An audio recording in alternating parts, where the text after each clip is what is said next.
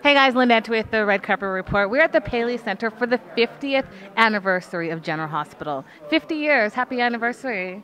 We're going to talk to a lot of the cast, so come on, let's go check it out. Yeah, but Just the writer. Just the writer, come on. So 50 years is huge to have a show that's running still and successful, and the fans are serious.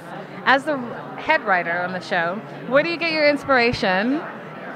My inspiration comes from the history. It comes from, I started watching General Hospital when I was about 10. So it's all these years of watching the show are like just ingrained in my memory. And so a lot of my inspiration comes out of that. When I think like, oh, what's Bobby Spencer been doing?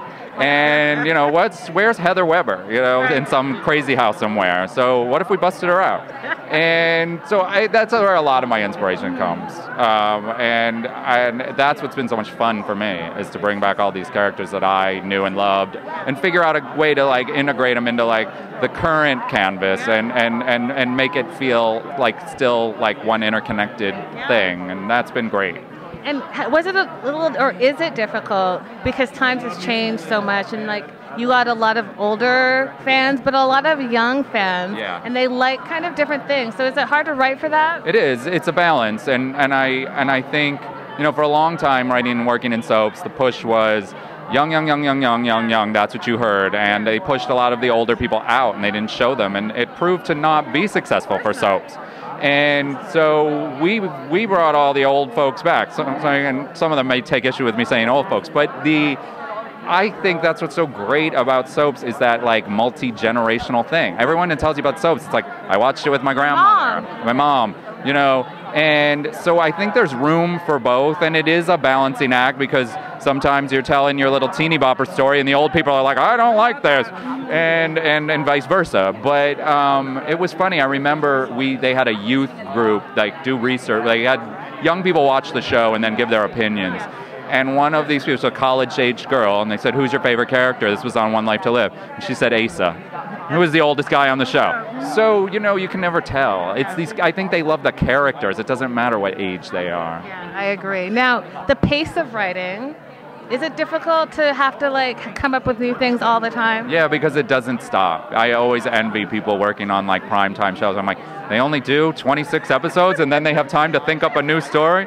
When you're going to plot a murder mystery, it's I would like to take a month and just sit there and play each clue and figure it out, and we don't have that luxury. The show is more scripts please, more scripts please, and I've learned how to do it over the years, but it's definitely a challenge. And my last question, because I know other people want to talk to you, did you always know you were going to be a writer? And then what advice would you give for up-and-coming writers? I didn't always know. I went to law school, and I was going to be a lawyer, and then I was unhappy there. And a guy that I worked for became a writer. He sold his novel overnight and became a huge success. And it sort of inspired me, and I thought, well, what would I do if I could do anything? And it was I will write for a soap opera. And so I moved to New York, and I didn't have contacts in the business really, and I just started telling people, anybody I met, what I wanted to do. And you'll be surprised how someone says, well, I know someone, or would you like to talk to this person? And really that's how it happened for me. And I ended up getting incredibly lucky and finding out about a writer's assistant job that was open at One Life to Live, and I got that job, and then I moved up.